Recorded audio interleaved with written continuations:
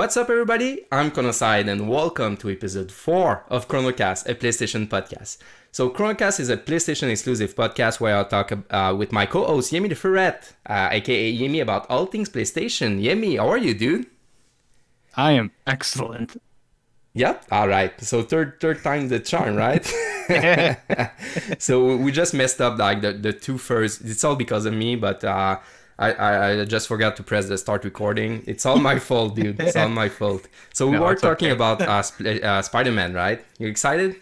Oh, definitely. It's on the top of the list for this week. So we'll probably live stream all the Spider-Man game pretty much all weekend. I know a lot of streamers are doing this. So it will be a big, like, friendly competition between streamers. I cannot wait for this game, man. Yeah, it's going to be awesome. Yep. I just cannot wait, man. It's my probably my biggest game of the year. We'll talk about it a little bit deeper into the news. But for now, the CronoCast is recorded each and every week on Wednesdays and is uploaded on YouTube, on my channel, on Thursdays at 1 p.m. Eastern Time. The podcast is divided into several segments. We talk about the news, the new releases, the topic of the show, trophies, questions from the listeners, and more. And we also talk about old games. It's a segment called PlayStation Game from the Past. So without further ado, let's jump into the news. What do you think, Yemmy? I think we're ready for the news. All right. So, sad news for the Battlefield fans out there. Battlefield 5 has been delayed. A new release date confirmed. It's not coming in November. So, you said that you tried the Battlefield 5 beta, right? Well, funny thing is, I downloaded it the first day, and it allowed me to play one match. The server's updated, and it said I didn't have access to play anymore. So, it was a big mess, or...? I think it's just because it accidentally gave me the ability to play early, because it officially releases the 6th, and you can preload it, and people who have special permissions, they can get it early. And I think it just kind of glitched and gave me one match. And what I played was fun. It felt like Battlefield 1, you know, it's just with World War II guns. But I wish I could play it more. I wish I could play more. So you were limited in the matches you could play? Yeah, so there's the number of matches? That's weird, man. I think it's because the server's updated and noticed, hey, this guy's not supposed to be playing the beta yet. He needs to wait until the 6th to play that. Okay. And, so it was a glitch, tomorrow. And like you had the code because you pre-ordered the game, something like that, yeah. probably? Yep, yeah. And you try, you sneaky bastard, to to play the beta before everyone else, and it worked. It did. I got to play with the developers, kind of. Okay, so that's really cool, actually. So same thing as Battlefield 1? Pretty much. There are a few extra added things. The gun handling is a little bit different. It's a little bit more. It's a little bit. I guess I would say it's the same speed as Battlefield 1. Okay. I like the gun. I used the Sten. I thought it was fantastic. Rifle or submachine gun. Okay. The map was pretty cool. It was very destructible. But I didn't get to do any of the building mechanics that they showed off in the trailer, so I guess I'll have to wait on that.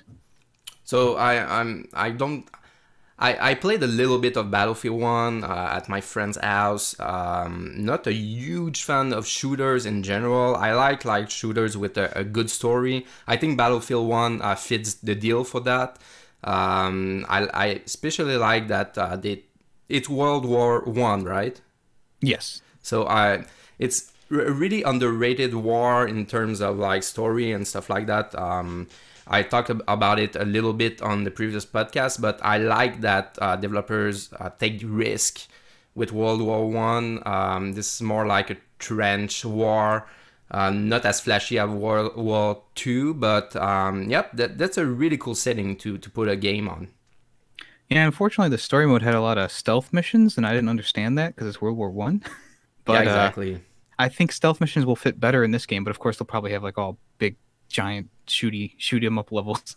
So it's World War II, right? Battlefield 5. World War II is Battlefield 5, and Battlefield 1 is World War 1. Yeah. Yep. Okay. And this is Battlefield's first return to World War II since the first game, which was Battlefield 1945, I believe it was called. And yeah, so it's a return to the source, right? Yeah, they actually released like a mini game called like Battlefield 1943 on like the Xbox and PlayStation 3.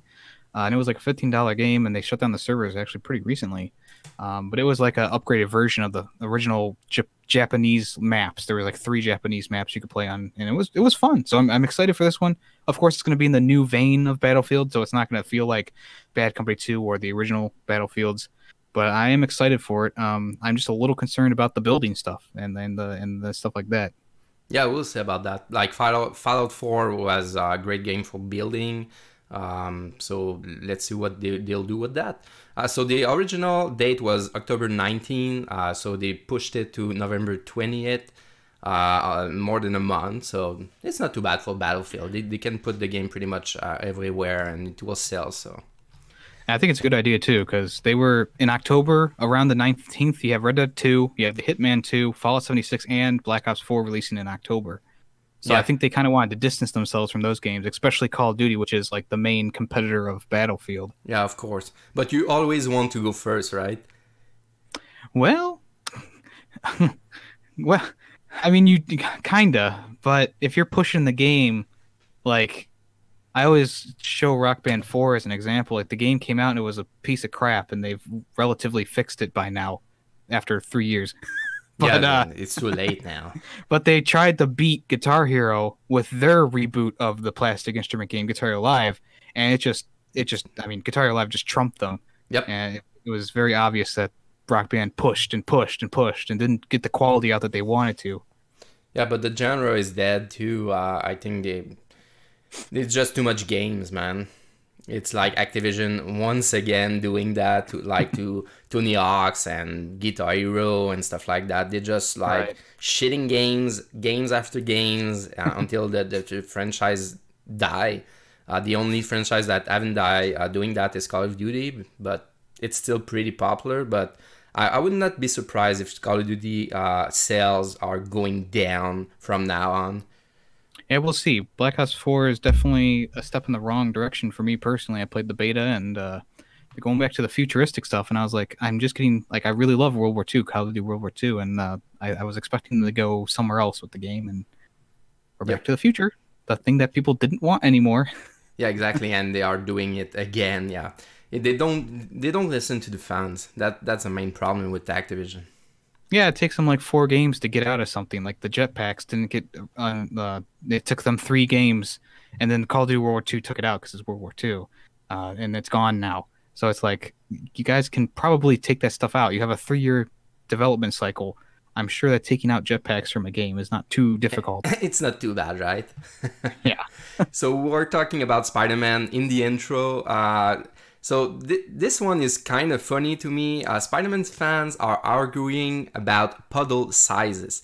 So like big games out there, they are doing like screenshot to screenshot comparison, and like the demo from the E3 had big water puddles, and the one from the release state was a small puddle, but it's like a different time of day, and they were arguing that the lightning wasn't the same, and that they downgraded the graphics and stuff like that. And Insomniac Games just go on Twitter like typing to everyone that it's just a puddle size, there's no downgrade at all. It's kind of funny. You can check it out. I'll put the link in the description below.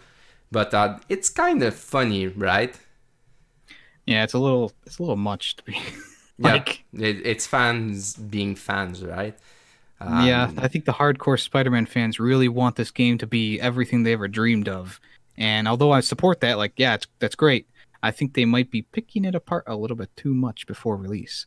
Yeah, exactly. But the screenshot I have in front of me they are kind of different. Like They do look different, yeah. Yeah, there's no reflection, and there's no like lightning in the Spider-Man costume and stuff like that. But like it's not crouching in the same direction, and like it's all dynamic, so you cannot do that, right? Right.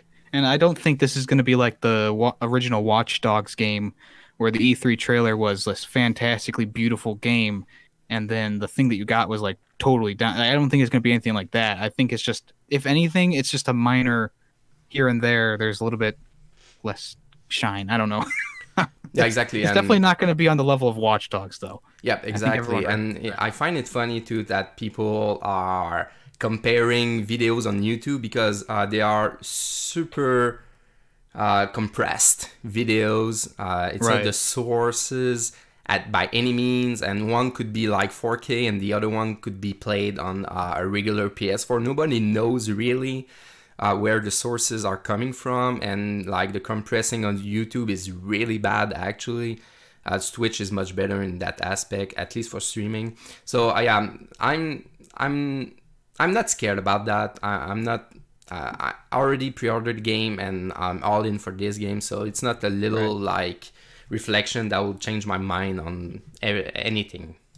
You know, all I care about is that the game plays well, and there's a competent story. I mean, the graphics are third on my list of things that need to be, you know, up to par. You know, and if they did downgrade just a little bit, I don't think that's going to change my experience as a whole with the game. I think that the story and that the combat is going to be fluid enough that you're not going to even notice if there's a little bit of a tweak to the graphics. Yeah, exactly. And it's Insomniac too, and they are a quality developer with Ratchet and Clank, Sunset Overdrive, and stuff like that. Like I'm not even worried about anything, man. So speaking of Spider-Man, like the game's length estimate is confirmed by Insomniac. Most players beat the game in 20 hours, which I'm really surprised. Well, not that surprised, but I'm really happy that the game is not like a huge Witcher 3 or something like that. It's 20 hours on default difficulty, and that's doing only a couple of side missions and a few collectibles. If you want to platinum the game and finish the game 100% for the platinum, it's more like 30 to 40 hours. So again, I think that's perfect. Not too bad. Yeah, I think that's a good length. I think the Horizon Zero Dawn took me about 20 hours or so to platinum that game. So I think, and that kept me up until the end of the game. You know, like I was involved and invested into the game. So I think this was going to be a lot like that, where it's like everything is so nice and fluid that you don't notice the hours, and once you do hit the finishing point of the game, you'll be like, oh, that took me about 30 hours. Not too bad. Yep, exactly. And the other example I have is Infamous. I think the length was perfect. The story was super fluid. The one on PS4, Second Son, and even First Light was pretty fluid too. Pretty short experience, but it was tight, you know. The gameplay was tight and the story was tight, and yep. So you finish the game and you move on, right? You don't have to play like 3 months. I don't have time for that anymore. Right. Yeah. And I'm sure there's a bunch of stuff you can do, like in the open world too. I'm sure because in one, I think it was Spider-Man Ultimate, or Unleashed. No, it was Ultimate. I think it was like more of a cartoony, like comic book style game. There was like random encounters you could do on the streets, and I think there's going to be something like that where you can kind of go around and kind of dissuade burglars and stuff like that, hopefully. And I would hope that there's like things to do in the open world too that could also take your time as well. Yeah, probably. And they could do DLCs too. It's not their style, Insomniac, to do DLC, but if the game sells well, which will it's pretty much a sure bet that the game will sell well. We'll see about the future plan for the game. Yeah. All right, so the next news for Shovel Knight. Shovel Knight is probably the game that I never played, but watched a lot. That's totally my type of game, like 8-bit style, Nintendo style. If you are a fan of my channel, you know how much I love those games.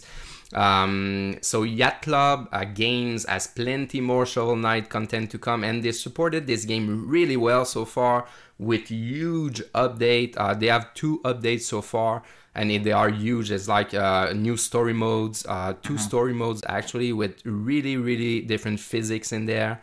So they all free too. Yeah, it's free. It's not free. All the DLC is free if you bought Treasure Trove too. If you bought the original Shovel Knight, you have to pay for the expansion. If I'm not mistaken. Yeah. Well, you keep going. I'll research that real quickly. You want to prove me wrong, right? No, I just want to make sure that we're giving out correct information. All right. So Shovel Knight Treasure Trove, if you already have this complete edition, I think they're called, Both story mode will be free for you guys, and they also announced the complete treasure edition, the physical edition, which will cost $39.99, and the treasure trove digitally will $24.99, and you have access to the already 2 story modes already there, and the plus 2 story modes that they just announced. So a lot more to come for Shovel Knight, which I'm really excited, and now I think I'll buy this game.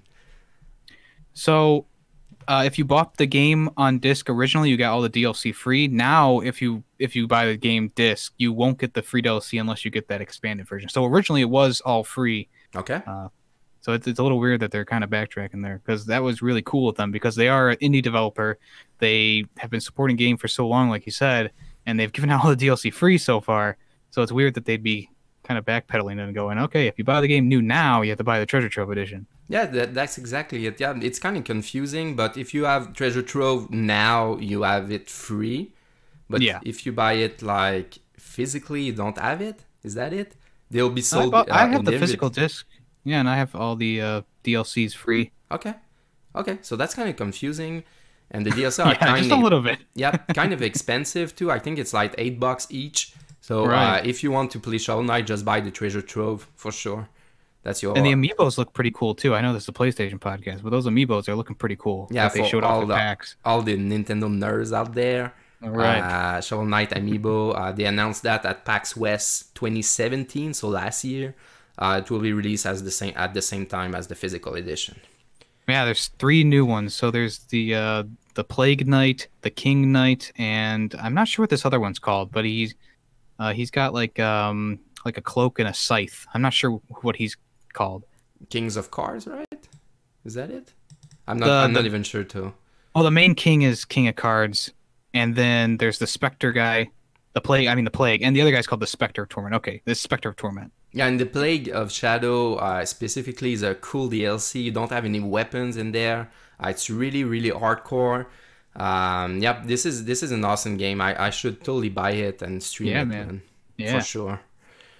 Next up is Cyberpunk 2077. First-person perspective has gotten some backlash, but CD Projekt Red isn't changing the game. So I was kind of surprised of the backlash of the first-person aspect of the game. I thought it was really well done, at least in the gameplay demo, the 48 minutes gameplay demo.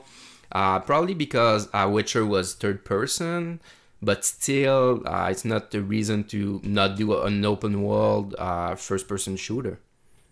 I think I like open-world games better when they're in third-person. Personally, like I'll play Fallout and I'll play Borderlands and stuff like that, and Far Cry in first person, no problem. Like it's not that big of a problem, but I do prefer the third person perspective, like in Mad Max, like in The Witcher, like in all those different open world games that do have third person, like Horizon Zero Dawn and Spider-Man now coming out, and Batman games too.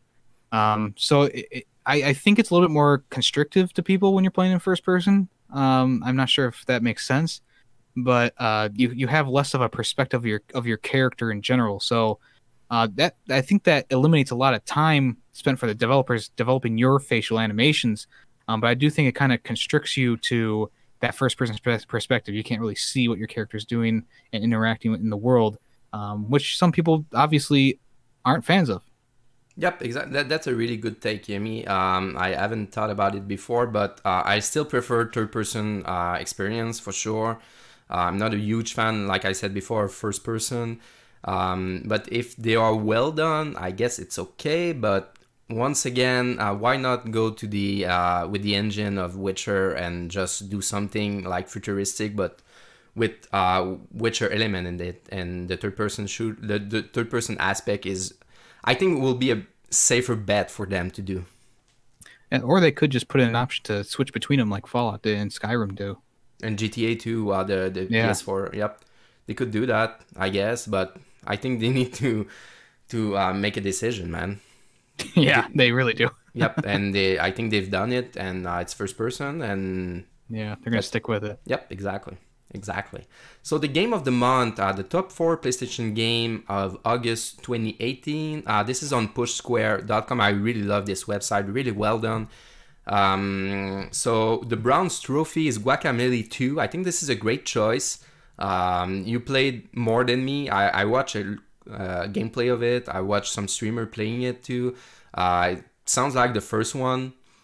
Got a 8 out of 10 on Push Square. So yep, bronze trophy. Good choice, right? Yeah, not too bad. Silver trophy is Yakuza Kiami. We are not huge fan of Yakuza, so we'll take their word for it. The gold trophy is, of course, Dead Cells. I really love the game. I played a little bit more off stream. This is a great like time killer, and you can really dive. Like this is the game, like you said, you always say like one last, right?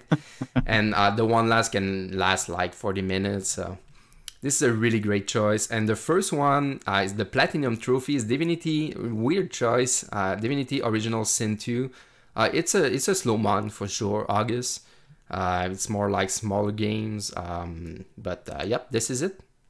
I've never even played any Divinity game. And seeing as it's a definitive edition, sounds like it was more of like a collection of like it was already released. I don't understand that when they make like when they make it was on PS3 first, and yeah, I don't get it when they make like the game of the month is a game that already was released and then they just re-released it. You know, I don't understand that. Like, especially if it's like a deal, like it has all the DLC. Like if Game Informer all of a sudden one day was like, you know what, the game of the month this month is Borderlands 2 Definitive Edition. Yeah, it's like, what? That's weird. Fuck them, right? Fuck them. Fuck that list, right? Dude, they gave Fortnite Game of the Month last month. I was like, what the hell are you doing? Fortnite Game of the Month? Yeah, it's been out for years now. Oh, this is the last time, man. This is the last time that I put a Game of the Month in there, that's for sure. The next news is PSVR bundles with two games each. So I'm excited about this one because this is a huge price drop, at least for us in Canada. You can talk about the States side of it. So the first one is PSVR Creed. Creed is a boxing game. It seems like an old school boxing game, which I don't remember the name, the top of my head. It's like, I don't remember, but this is like a story mode, like you box and you upgrade your characters and stuff like that, and you train your characters. This is really cool, and this is bundled with Super Hot VR too, which is seems like a super cool experience in VR. Oh, it is, yeah. I haven't played the VR version, but I have played the normal version. They're two separate games, but I really love the Super Hot that's regular, so the VR experience is probably either better or on the same level. Yep, totally, man. Super stylish with the slow motions and stuff like that. Yeah, this is on my list too. There's just too much game right now. And the second bundle is Rise to Glory. And oh no, I'm messing up, man. Okay, it's Astro Bot Rescue, which rescue mission, which I don't know about. It seems like a family game. Like the small robot that were included in all PlayStation consoles. Yeah. And a mouse bundle, which was it's like the mouse. Like everyone probably saw this game at E3 and stuff like that. They really pushed the game, and now it's dead. It's already dead. Well, I mean, you use your head to move your character, and it's mind-boggling why they would have that in there. It was very hard to play. I believe I played the demo of it, and I was like, this is not for me. Definitely the first bundle is the better one. Yeah, for sure. The US bundle would be priced at $299.99, and the Canadian bundle will be priced at $379.99. So it's more than $100 at least for me. Price drop. So this is a really good price drop for us. Yeah, I mean, it includes everything too. Well, the one bundle does. The one bundle has the motion controllers, the camera, and the VR headset in the two games, which is the Super Hot bundle. The Moss bundle seems to only have the camera and the VR headset. So definitely, if you're gonna get a VR, go for the Creed Rise of Glory bundle, because it has everything you'll need for multiple games, not just the camera, which is used for minimal things. Yeah, that's true. The first bundle, I don't think that's a mistake. Oh no, the price is more expensive too. Yeah. The Rise, I just noticed that the Rise to Glory and Super Hot is $349.99 in US and $449.99. Okay, so that I makes know sense, it's more, guess. but you're gonna need the Move controllers for way more games. Like if you want to play Shooty Fruity, you need the Move controllers. I have like four So Move controllers oh, good, on perfect. PS3. Does that work? I I you think know so, right? I don't know. I would hope so. I think so. I think they are working. I'm not sure though. I'm not sure. Yeah, I'd But I definitely think check I it out. read somewhere that it was working, but we'll have to check it out. Okay, Yeah. so the last news of the podcast is the Dark Souls trilogy. We just talked about it like 40 minutes ago. The Dark Souls trilogy collection coming to PS4 and Xbox One. With a super slick Japanese only collector's edition, which I'm really bummed about. Yeah. There's a tons of discs in there, so it's the trilogy that will be remastered for PS4 basically. Yeah, yeah. And really the only game, I mean, all three games are out now. You can play them on the PS4, but if you've been waiting for something like this, I mean, it's the perfect time to get it. All games include all the DLC. You know, all three games have all the DLC for them. So I think it's a really great deal. You know, one price for three games that has all the DLC. I mean, do I need to say it again? Yeah, and the DLC are huge too. Yeah, yeah. And they are really good, so you should totally buy it if you are like I might jump in the Dark Souls series with that. That's the perfect way to jump in. Yeah, and the first two games still retain that really, really difficult feel to it. So you might want to start with Dark Souls 3, to be honest with you, because that is the easiest of all of the Dark Souls games, even though it's still difficult. I personally have gotten through Dark Souls 1 one time. I've gotten through Dark Souls 2 one time. Dark Souls 3 I've played through about 5 times. So that kind of tells you the difficulties. They do get Dark Souls 3 is definitely easier than the other Dark Souls. Oh, And okay. for that reason, I played it through it more because I don't feel like going through the other ones because they're just more anger inducing. Yeah, exactly. Well, that's Dark Souls in a nutshell, right? Pretty much. Okay, so we are at your segment, which we changed the name. So the official name now is The Ferret Drop. yeah, I like that, man. This is really stylish. I like that. So there you go. Go ahead, man. All right. So the first game that I have pulled from the collection of games that came out this week is called Apocalypse Rider. And speaking of VR games, this is a PlayStation VR exclusive game. It's an arcade motorcycle game where you drive at high speeds on wasteland roads, you avoid hostile traffic, and you survive just the journey. There's 20 levels. You have 5 motorcycles to choose from. It's gamepad and motion controller supported.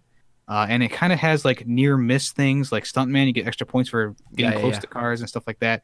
I think it's kind of a cool concept. It definitely seems a little short. 20 levels probably isn't too much, but I like how it looks. It's got like that apocalyptic Mad Max kind of feel to it. And if you ever wanted to ride a motorcycle in an apocalyptic wasteland, this is your chance. Nice. Next up, for the Destiny fans, we have Destiny 2 Forsaken. The collection comes out today, so it has all the DLC in it. Oh, you'll play that, right? I have the season pass, but I don't. I might not play it. If you just start the game and you buy it today with the Forsaken DLC, you get a free level 30 bonus upgrade. So you can take all that grinding to get out to level 30 and just throw it away because you can automatically level one character up to level 30 without doing anything, which is complete bullshit. Yeah, that's weird, right? With this, you get the full game plus the other DLCs that have come out, and also there's a new Gambit and competitive mode. It's player versus everyone, so it's like a free-for-all competitive mode. So the story behind the Forsaken DLC is that the Reef has fallen, which is an area you go to. It's fallen to lawlessness, and now you gotta hunt down wanted criminals in the galaxy, and they've broken out of jail. So you and Kaid 6 come out there like freaking sheriffs and reel them in. Mm-hmm. So people who are fans of Destiny 2, this is a good week for you because Destiny 2 has gotten this huge expansion. Me personally, I don't really care, but to you people out there, there you go. You also get new powers and 9 new supers. Wow. No, I don't care. I don't care about that either. Next up, Full Blast. This is a game that's inspired by the 80s and 90s. arcade games like 1941 and Skyforce. It's a vertical scrolling shooter bullet hell game, and it brings a dose of nostalgia to all gamers. It says in quotations. I'm like, okay. But if you've gone to a local arcade and you've played top-down shooters like this, you will feel that same style with it. You shoot aliens. There's 6 different ships to choose from, and it looks like an interesting game. I don't know if I'd personally want to get it because I'm still working on Skyforce myself, which is, I think, going to be a better game. But hey, if you're interested in these kind of games, there's a new one out today. Nice. I love those types of games for sure. Next up is Immortal Unchained. And this is a Warframe type combat game. It's a third-person, gun-heavy game. You take the role of a living weapon, unleashed to stop the source of a cataclysmic event threatening to end all worlds. This game doesn't look as refined as Warframe, but if you're a fan of Warframe-type games, it definitely has something to offer to you. Of course, Warframe's free, and this game isn't. So there's a... Yeah, and I can't believe that Warframe is still have an active player base. I was shocked when I heard about it. I thought it was dead. Yeah, so this game's kind of like it, but you have to pay for it. Yep. So it's probably a deciding factor between a lot of people. Man. Yeah. All right, next is Moonfall Ultimate. And this game looks pretty cool. It's a 2D side-scrolling action RPG. Nice. And it's set in a gothic universe. You hack, slash, and cast magic as you make your way through treacherous hand-painted worlds in solo or couch co-op. There's no online. Okay. There's also an endless arcade mode. It kind of looks like a Dark Souls type game, but there's no evade or dodge, so it can make the game a little bit harder. And there is no permadeath. You start back at a checkpoint, so it looks like Dark Souls, but it's not exactly a Dark Souls type game. It looked like a little bit like Assault and Sanctuary. Yep, it's like a Dark Souls, but with no permadeath, basically. But yep, that's cool. Next up, hey, it's Spider-Man. Yep, we talk about it. We've talked about it a lot.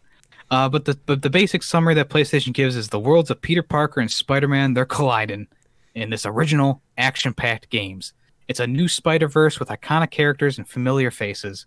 It's kind of like the Batman Arkham type games with the fighting style, and it's also an open world adventure game. So there's going to be a lot to do, and hopefully it'll be a great game. I'm really excited for it. Yeah, I'm pumped too, man.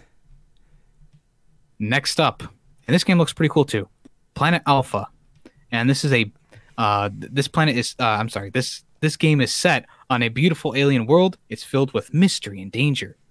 You're injured, you're stranded and alone, and you must harness the powers of night and day as you struggle to survive while being pursued by enemies. And the cool thing is, since you can control night and day, the game is actually affected by that. So depending on if you're in day or night, it can change things in the game. It's a side scroller. And it's kind of like Limbo. If you ever played Limbo, yeah, it's kind of like that. Yeah, I saw this game on Keymailer. Decided not to request a key, but it looks pretty cool, honestly. I was just stacked with keys and too much content to put out, but it seems pretty cool. Okay, yeah. All right, next is... Oh, the final one is Siggy, a fart for Melusina. I think that's how you pronounce it. I think so. So you join the knight, Siggy, as he runs, jumps, and battles in a flatulent quest to save Melusina, which is a mermaid, the love of his life. Take down hordes of goofy enemies and crazy bosses as you make your way up Mount Stinkup. It's a 2-bit style game. Mm-hmm. It kind of plays like Ghosts and Goblins, except it's not as difficult. Obviously, it's very, very easy, that people have said in reviews. It's a short game, but it has really cool retro inspired music. And you kind of collect letters throughout letters, kind of like Donkey Kong Country. I think it's kind of funny, but I think I'm going to wait on it because it probably will either be free or really good sale will come out for this game. But it is a funny looking game. Don't know if it's worth it right now, but in the future I could see it being worth it. Yeah, for sure. I received a free key for the game. I'll be reviewing it in the First Impression series like next week, I think. Looks like my kind of game. You should totally contact the developers too. They are pretty cool. Sometimes you, the publisher of this game, contact them and you'll get a free key for sure. All right, cool. Awesome. You missed Dragon Quest 11. If you are a fan of Dragon Quest 8 on the PS2, totally get this game. I saw my dude Dimi V Gaming streaming this game nonstop. Looks pretty cool. Totally my type of game. And I'm just finishing your drop, man. I'm just finishing your drop. Well, I do ask you if you have anything to add to my drop list. I have some things to add. Yeah. Ninja and Clash of Carrots received a free key too. This is why I'm telling you that I'm stacking free keys. Looks like a beat 'em up with a really unique art style. So I'll be reviewing this one too in the near future, probably next week. And is that it? Zone of the Enders, the second runner. This is Hideo Kojima early projects. If you like mechs, yep, I think it's called mechs, right? Fighting mechs, big mechs with a really cool story, Hideo Kojima style. Totally get this one. It was released on PS3 as part of the collection. I have the collector's edition. Really cool game. The first one is really rough. The second one is like instant classic. So get this game if you are a fan of Hideo Kojima. Well, there you go. There you go. Topic of the show, Yemmy. After Cronocyde hijacked my segment. No, I waited for the end of your segment. No, it's okay. I'm just pulling your leg. Okay. Hijacking will be like plugging games in the middle of your segment, but I didn't do that. Topic of the show is the best upcoming PS4 games to look forward in 2018 and beyond. So we have a pretty big list of PlayStation 4 games that will be coming out before the end of the year, and we'll cover a little bit of early 2019 too. So the first stop is of course Spider-Man, which will come out in tomorrow if you listen to this on Thursday, which you will, because otherwise it's no old news already. Yeah. So I'm excited. Everybody's excited. Next up, Shadow of the Tomb Raider will be released on September 14. Man, I didn't know about that. Yeah, it's coming up. Yep. Crystal Dynamics, the developer, Square Enix, the publisher.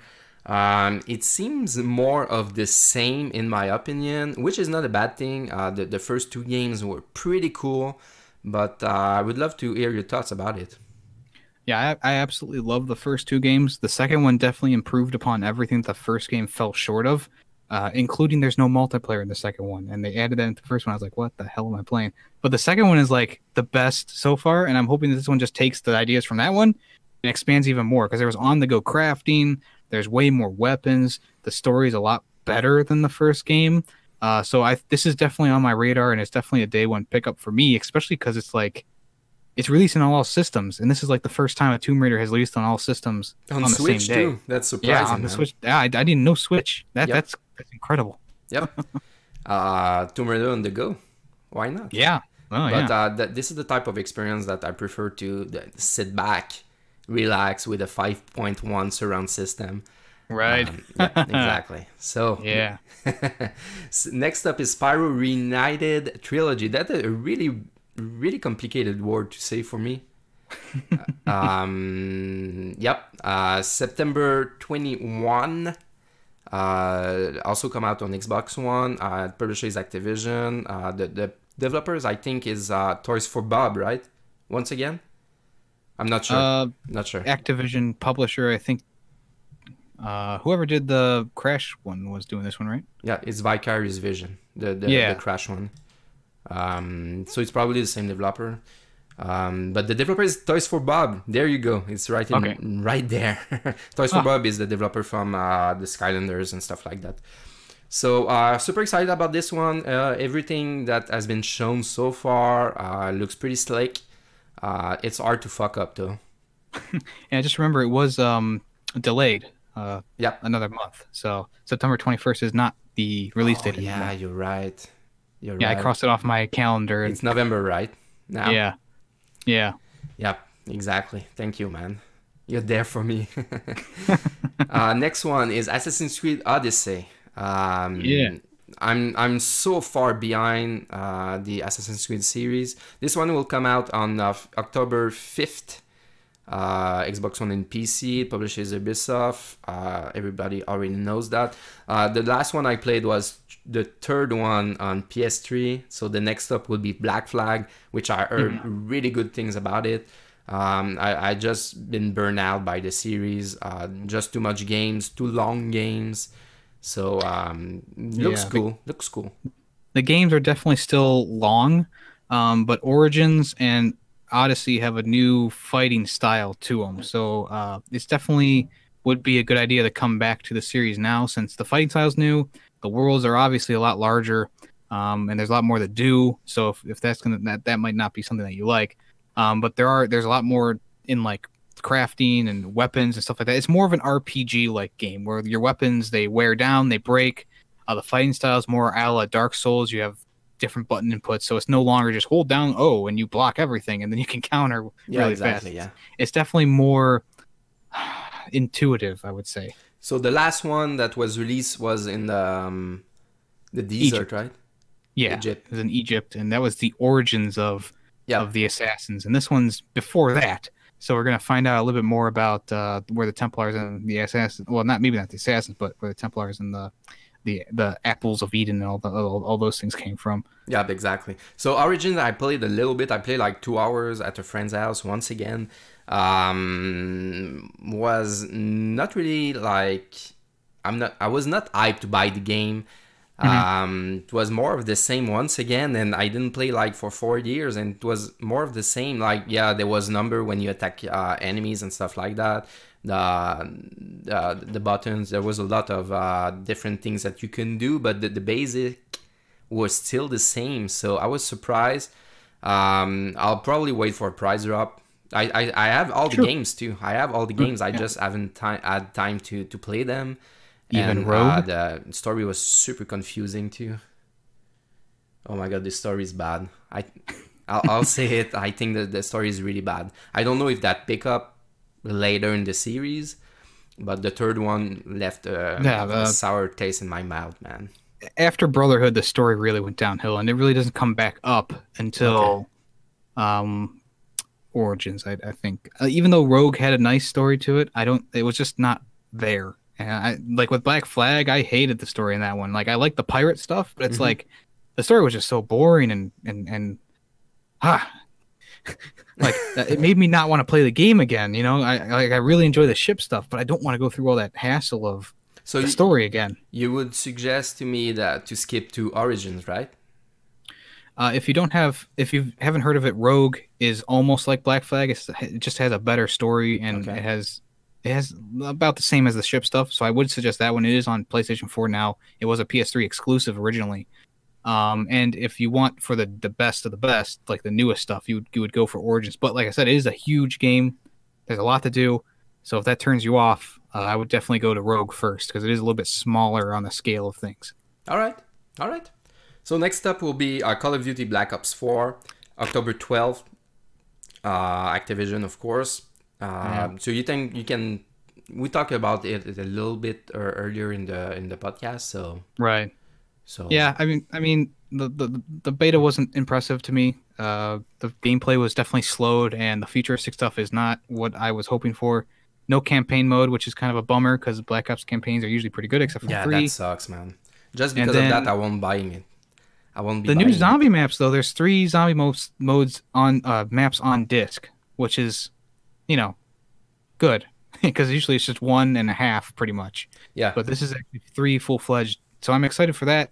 And there's also that Battle Royale mode, which we really haven't heard anything about, really, which is still I'm still scratching my head about that. Like I've been saying, it's like Battlefield is like almost designed for Fortnite type gameplay, because they already support 64 multiplayer matches, stuff like that.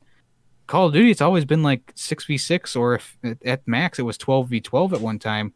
I don't know if they're going to be able to handle it. I think it's going to fall flat on its face, to be honest with you. Yep, I think they're just trying to imitate Fortnite with the Battle Royale, because this is the next big thing. Right. But I'm not a huge multiplayer gamer. I prefer single player games.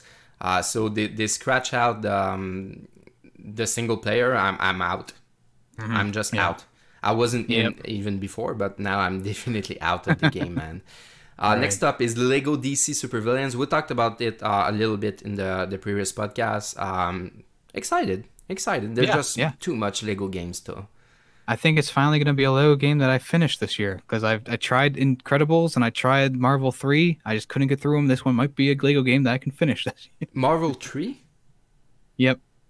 What is DC or Marvel no, Marvel Superheroes? 3? What is that? It was the game that was released for Infinity War. It's just the third missed Marvel this one, game. Or is it 2? Are you talking about Lego Marvel Superheroes? Yeah. Yeah, it's 2. Oh, okay, 2. Yeah. So yeah, Anyway, this one still looks haven't finished it. super slick, man. With the open world and stuff like that. Yeah, I like DC better than Marvel in terms of comic books, so I'm definitely gonna like this one more because Lego usually strays more towards the comic book side of things, even with like their ones based on movies and stuff. So I'm excited for this. Yep, for sure.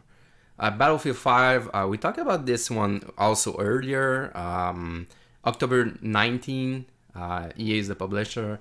So, yep, I guess there's a single player in there, right? There should I believe so. Yeah, they haven't said much about it, but I think it's there.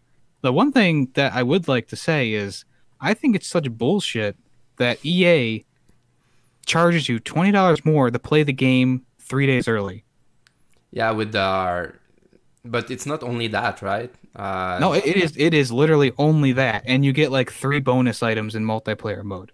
So that's it. That's EA. They did it with Battlefield 1, they did it with Battlefront 2, they did it with Battlefront 1 actually, and they're doing it with this game, and I think it's just the shittiest thing to do. It's like like of course I'm excited for the game. I would like to get it early, but it's like, do I really want to spend the money and get like 3 extra items in game that aren't going to really make much of a difference? I don't know. Yeah, Battlefield 1 was like there was a new plane skin, you got one of the weapons early, a pistol, and you got like a rifle unlocked. It's like, really?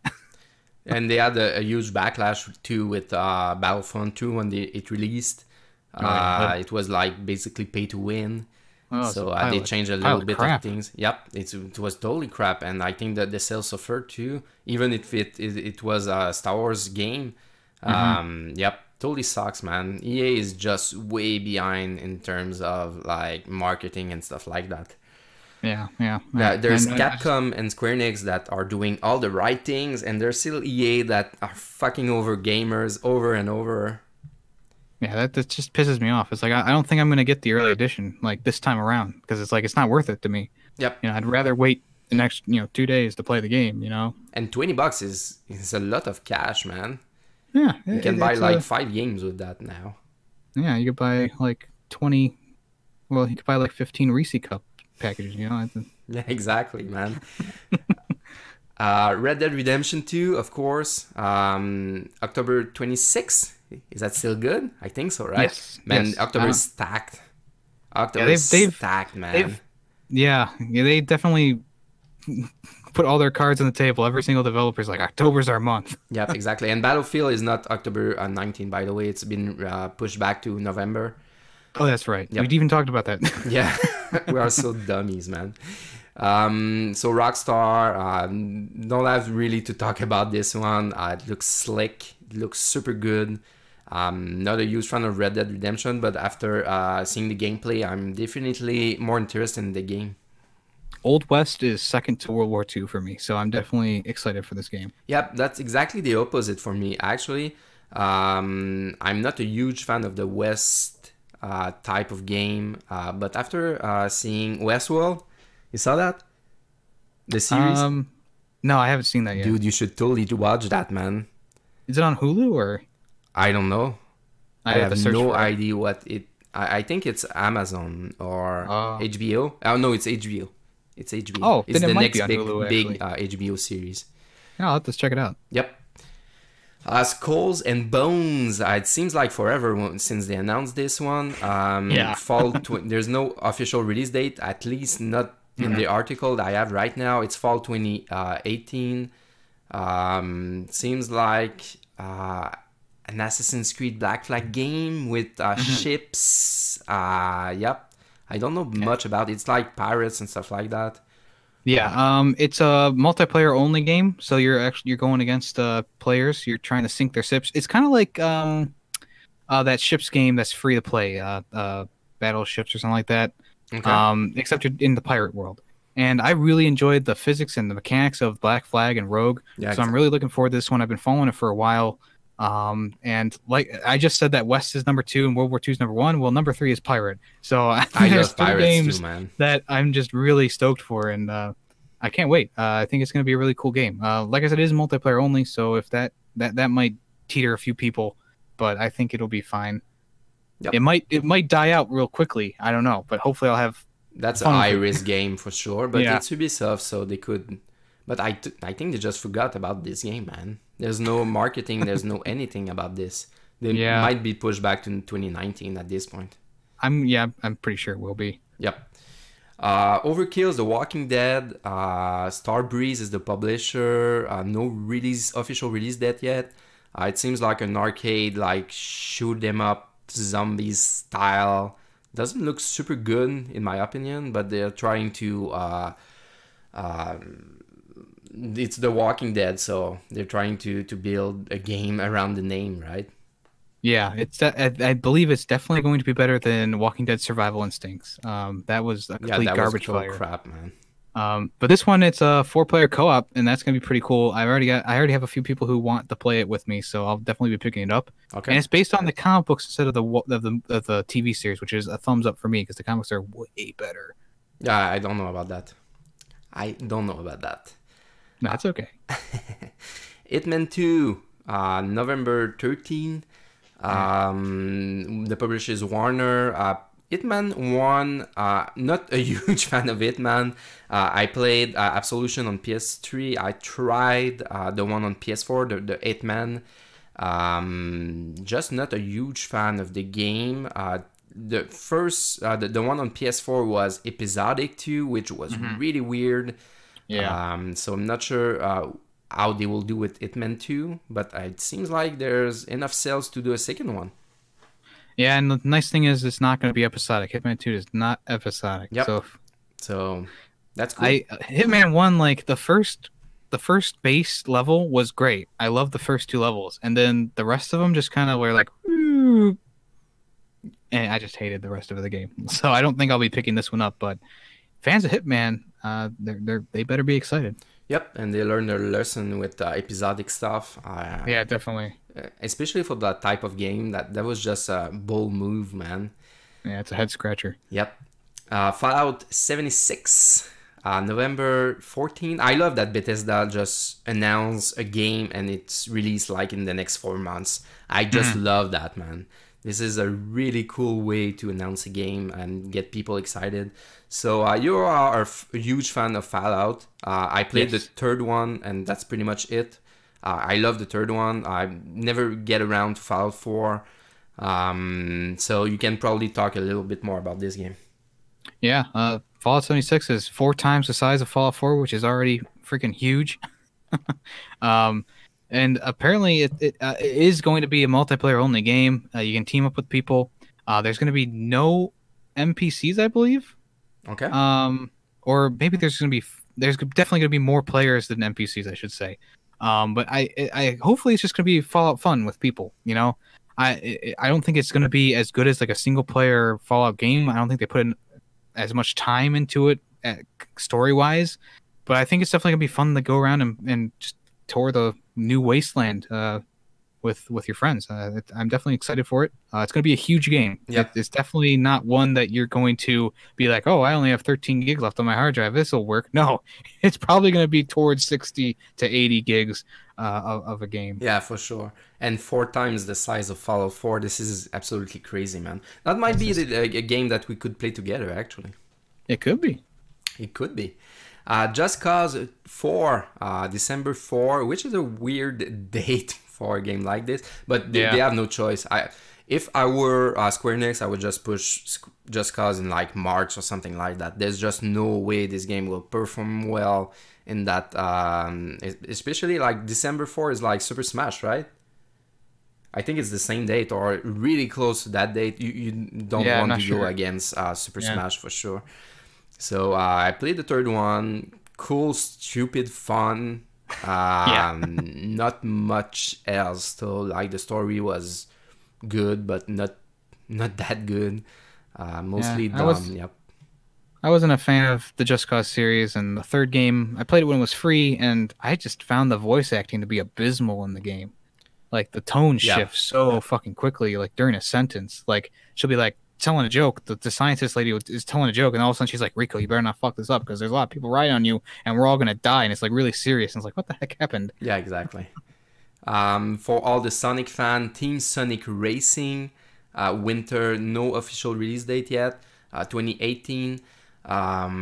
So if you are a huge fan of Sonic's All-Star Racing, is that the name of the game? I think it was a long name, the last racing game of Sonic. I can't remember. The last one I remember is the one where they're on the boards, like the hoverboards. Yeah, no, there was a more recent one than that. I don't know. Yeah, the pretty cool game though. I would keep an eye for this one if you like Mario Kart and stuff like that. Yeah. Totally your type of game. Call of Cthulhu, is that it? Cthulhu, yeah. Cthulhu, okay. Release date is 2018. I contacted Focus Home Interactive actually like last week to request a key. This is a really cool game. It seems like a story-based game, survival horror RPG. So keep an eye on this one. This is a less known game for sure. They might want to once again push the game to March or something like that.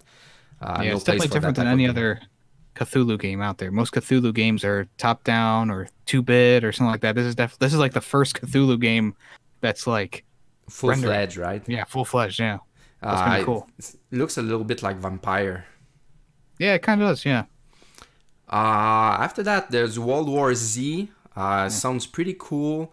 Again, no official release date, so might be pushed to 2019. So World War Z was the movie, right?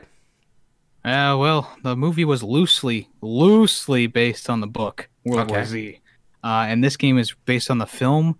So I have I have a little. I don't know if I'm going to get this one if it's based on the movie because the book was once again a lot better than the movie. Even though the movie's fine, like I enjoyed the movie. It was really good, man. I really enjoyed the movie, but I haven't read the book. I like the lore and stuff behind the book. You know, there's a lot more meat and bones to it than just what was the movie. See, this is why I don't read book. I'm never disappointed, man. Like that. That's one way to look at it, I guess. No, I'm kidding. I read book. Not much, but I read a lot of books about video games actually, and the history of video games. So, Resident Evil 2, early 2019, January 25th. We talked about this a lot in the last podcast. Looks good. I think they are going in the right direction. So I'm excited about this one. Yeah, me too. Looks cool. Yep. Kingdom Hearts 3. January 29 is their official release date. 2019 will be delayed probably like 5 times again. But I'm seriously interested in this game. Mix of Final Fantasy and Disney universes once again. So I'm just a big nerd for that. Toy Story, Pirates of the Caribbean, and Frozen. I think I'll keep an eye for this one. Don't want to talk about Kingdom Hearts? I'm not a fan of the series, so I can't really weigh in on it. I know, I'm kidding. Days Gone, February 22nd, 2019. Sony Interactive Entertainment is the publisher. I'm kind of scared about this one, honestly. They had a good showing at E3. After that, they went silent. Doesn't seem like super polished from what I saw. This is a smaller developer. The last game they developed was like Uncharted Golden Abyss on the PlayStation Vita exclusive game in like 6 years ago or something like that. So it's been a long time since they work on this one. But I'm cautious about this one. Yeah, I'm interested in it. It looks interesting. We'll have to wait till more footage comes out, though. I definitely want to wait to see more Because I mean, what you see is good. Yep. Like it's a fourth stage. Everything kind of works out perfectly for the guy. But I want to see actual gameplay of the open world and riding around the motorcycle and the random encounters and stuff like that. Yep, it doesn't seem special to me. That I think that's the problem. And with zombies and stuff like that, it's been seen before, so I'm not sure, man. We'll see. We'll see. Yeah, zombies is definitely oversaturated in the market, just like a lot of different things right now. Yep. So we'll see. We'll see how it goes. Next up is Anthem, February 22nd, 2019. Looks cool. Had a good showing on E3 last year, I think. Or was it this year? I don't remember. I think they showed more this year. I think, but it was announced last year. Yep, exactly. Pretty cool gameplay. We'll see. We'll see. We don't know much about the game, though. Yeah. I like that it's BioWare. BioWare hasn't made a new IP in a very long time, so I'm interested. Yeah, exactly. And they have a lot of good games under their belt, so pretty good developer. Metro Exodus, we talked about this one also in the last podcast. You're excited about this one, right? Yeah, I love the Metro games, love the Metro lore. It's I can't wait. It's gonna be cool. All right. Division 2. Have you played the first one? I played the first one, platinumed it. It was a lot of fun to play with someone else. If this one's more of the same, I'm going to be on board. But if it's like a giant world like Wildlands was, I'm not going to be on board. Because I like the smaller map. Wildlands was just too much for the play style. And I heard a lot of good things about the Division, especially like the scaling of the players and stuff like that. Yeah. It was pretty well done, and they supported the game too. So props. Next up is Devil May Cry 5. Lot of Devil May Cry fans out there. I'm just trying to get back into the series because this is a game that I'm interested in. Just a lot of games to play before playing this one. Right. But they remastered pretty much all the games now for PS4, so I might jump into it. Actually, it's not really long games to play. Pretty challenging though. Yeah, eventually get it back into it. Yep. The Last of Us Part 2, no release date, 2019. Dying Light 2, 2019, no release date. You stop me if you want to talk about it. No, Rage 2, we talked about this one. No release date, 2019. Beyond Good I'm and Evil. surprised there's no release date on Rage 2. Like, that looked like practically finished at E3. Yeah, but sometimes at E3 we have surprises, right? Right. Beyond Good and Evil, I love the first game. Totally a huge fan of the first game, so I'm excited about this one, but we don't have any information on this one. It's been a long time. No gameplay, no nothing, just a cinematic trailer with a monkey saying the F word. Yep, and the last showing was June 2017, so might be in bad shape actually. After that, there's Control by 505 Games, 2019, no release date, and Cyberpunk 2077, no release date to be confirmed. And there's also The Quiet Man, which we talked about, to be confirmed, and Ghost of Tsushima, Death Stranding, Doom and Eternal, Starfield, The Elder Scrolls 6, no to be confirmed in terms of release date. So yep, that's pretty much it for the future of video games. Yeah, there's a lot to look forward to, especially in the distant future with Days Gone and stuff like that. Yeah, for sure, man. Already 1 hour in. We'll get a lot of angry comments in the comment section. No big deal. No big deal. We'll continue. Trophy segment. I picked 3 trophy lists from PSN Profiles. This is a really good website. You should totally talk to me on it. Dragon Quest 11 seems like a hardcore traditional JRPG trophy list. Pretty much get everything. Like master everything. I don't think there's any missable though, but it's pretty much a standard JRPG list, and there's already one person that have the platinum. That's crazy, man. Yeah, it looks like you have to master every like they have the thief class, the luminary class, the healer class. It looks like you have to master each of those, but you might be able to switch between them during one playthrough, so that might make it a little bit easier. Yeah, you can switch between characters, I think. and between skills too and stuff like that. Yep, I'm super excited about this one, but I don't have time to play JRPG. That's the main problem, man. Yeah, If I buy this game, I won't be playing anything else for like 4 months. So this is a huge investment. Zone of the Enders 2, I talked about this one idly in your drop, which you totally forgot about. This one have a lot of missables. So if you played, at least if this is the same trophy list as the PS3 version, there's a lot of missables. You have to get S rank and SS ranks in each battles. So you should totally get a guide if you want to platinum this game. This is a really tricky platinum, and you just have to have a guide and a strategy guide for this one. Yeah, it looks like there's a lot of like those like defeat this guy in under 90 seconds, defeat this guy in 5 minutes, defeat this guy in 6 minutes. It's like, oh geez, that seems a little challenging. And you cannot go back.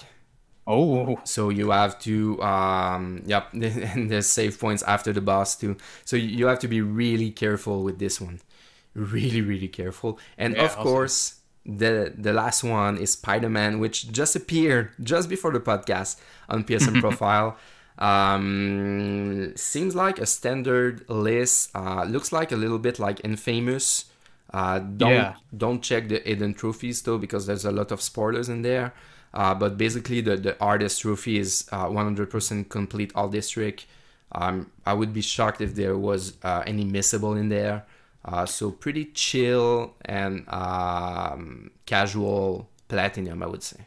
It almost seems like an easier version of the Arkham Knight trophy list. The Arkham Knight had those like, you had the 100% each area with all the Riddler trophies, stuff like that, which was a lot harder than it sounds. This one seems like it's a little bit easier version of that. And like Chrono said, don't look at the trophies if you don't want spoilers, because the first like 15 are like story based. Spoiler, right? Yeah. Be careful, guys. So yeah, that's pretty much it for the trophy segment. The next up is the question from the fan and subscribers. So I'll give you a choice between 3 questions, and you pick one. So first question is PlayStation 5. After that, there's crossplay, which you didn't pick last week, and best PS4 game. Well, let's do the crossplay one. That's interesting. Yeah. So this question can come from Scouse Mouse, which is a really cool dude, pretty good YouTuber and streamer too. Should totally check him out. Why do Sony have to be the only miserable buggers who won't allow crossplay? When will they join in fully? So that's a good question. I think they're just a Japanese company. Honestly, they just want to keep their things to themselves. They always done that in the past. So why not? Why not? Yeah, I think. Yeah, go ahead. It's all about the brand. You know, they want to keep people within their brand. If they start reaching out to other, they might, people might be pulled over to Xbox or PC or Switch. You know. Yep, exactly. And actually, it makes sense to block crossplay. It might seem like a bold move, but they already nearly sold like 100 million console out there, and they just want to play the PlayStation gamers play with PlayStation gamers. That's pretty much it. And they'll sold more consoles like this too. So why not? I'm like, everybody is saying that this is a bad thing, and it might be a bad thing for gamers, but if you want to play with PS4 gamers, just buy a PS4, right? Yeah, I guess so. Yep. I'm just talking like I was like an employee of Sony or something like that. I'm not all in like for the I think they should do crossplay. I'm not saying they shouldn't do crossplay. I'm just saying it makes sense in terms of a business model, right? Yeah, totally. PlayStation from the past. So we talked about this before the podcast. We decided a game which I think is really loved in the PlayStation ecosystem. It's Crash Team Racing. Released September 30th on 1999. It's been a long time, man. Naughty Dog, just before the Uncharted series. Chrono, I lost you. Yep. Yep, so Crash Team Racing feature an adventure mode a little bit like Diddy Kong Racing, with a lot of cool races. I think the race design in Crash Team Racing, I might get like shit in the comment section, but I think the level design, the races design in Crash Team Racing is better than Mario Kart, for me at least. The gameplay might be a little bit like less stellar than Mario Kart, but the track race, the races designs are pretty good in this game. Yeah, when I was a kid, I really enjoyed the story mode type thing to it, and also just enjoyed playing it in general with my friends. It was a lot of fun, even though, you know, it's on the same level for Mario Kart for me, because it does a few things better, but also does a few things worse. But I all in all, I love the track. It's compared to Mario Kart 64, I think Crash wins. You know, in general, yeah. You know, I think the 64 version of Mario Kart definitely gets trumped by this game. It's rough. Yeah. Yep. Especially going back to it, it's really rough right now. Crash Team Racing is really rough if you go back to it, because there's much better like experience in arcade games like this. But I really love this game. Even the characters were pretty cool and pretty different, and like you said, the adventure mode was really cool, just like Diddy Kong Racing. So yep. Yeah, it definitely had a step above Mario Kart with the story mode. Yep. It added a new level for people who maybe didn't have people to play couch co-op with. Like exactly. And there was story in there too. Not a good story, but there was a story in there. All right, so that's. Do you want to say something before I'm doing my closing stuff? No, I think we said all that there is to say. All right. So that's pretty much it for the episode 4 of CronoCast. I hope you enjoyed it. Thank you again, Scouse Mouse, for your question. That was a really interesting conversation. I really loved the cross-play conversation. That was really cool. Yemmy, where can people find you? You can find me on YouTube, Twitter at Yemmy the Ferret, and on SoundCloud. All right. So don't forget that you can be part of the show too, just like Scouse Mouse, and by asking your question on the Discord server, Twitter, Facebook, pretty much everywhere. You can DM us. Yep, you know how to reach us. Once again, thank you so much for all the feedback, the love, the support. It's really appreciated. And I'll talk to you on the next one. See you later, guys.